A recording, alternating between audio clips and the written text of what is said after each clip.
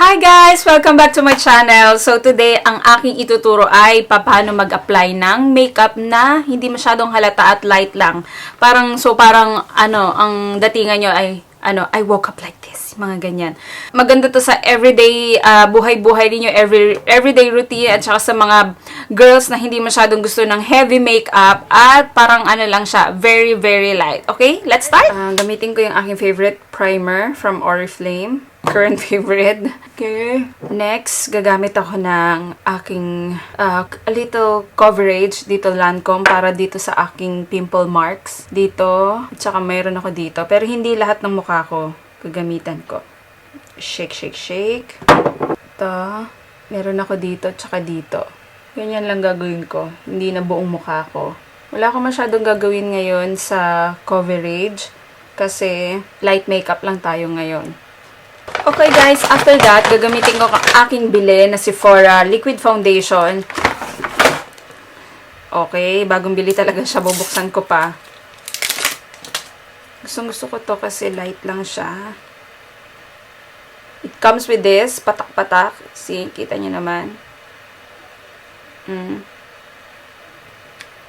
Parang guys, after 1 hour of shaking, ito na siya. Kailangan ko i-shake kasi bago. So, nagbara yung something sa loob ng parang tiki-tiki ever. So, ganito siya. Nilagay ko siya sa aking mukha. Yeah. What I did ay gumamit ako ng ito. Okay, pinilit mag-English. Dab. So, wala itong masyadong coverage, guys.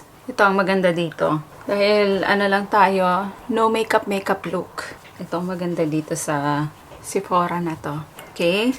Next, gagamitin ko ang aking compact foundation from Sephora again. Bago lang siya. Pangalawang gamit ko pa lang siya ngayon. At meron siyang dalawang klase ng brush.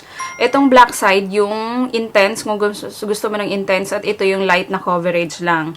So, doon tayo sa light coverage. Parang nakalimutan ko na guys, paano makipag-usap dito sa tapat ng review. Tagal ko nang hindi nakakapag-video. Look at that. Para lang matanggal yung pagka oily. Sige mga ibon, mag-ingay pa kayo, 'di ba? Sabayan niyo ako dito.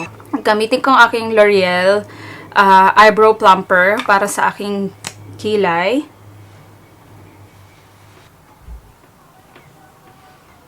See? Kung bakit ko 'to naging favorite. Kasama 'to sa aking makeup tag, Ride or Die makeup tag. Alam ko hindi pantay, guys. Sunod na gagawin natin ay eyeliner. Very close lang siya sa eyelid ninyo. Dahil nga, gagawin lang natin yung makeup tag. O, diba? Anong makeup tag? Yung nasabi ko. Mimbento na naman ako. Close na sa eyelid. Okay, guys. Okay, guys. Natapos ko na yung aking eyeliner. Yan. Sunod naman ang aking waterproof na mascara from Max Factor. Oopsie! Ayusin ko mamaya. Very light lang dito.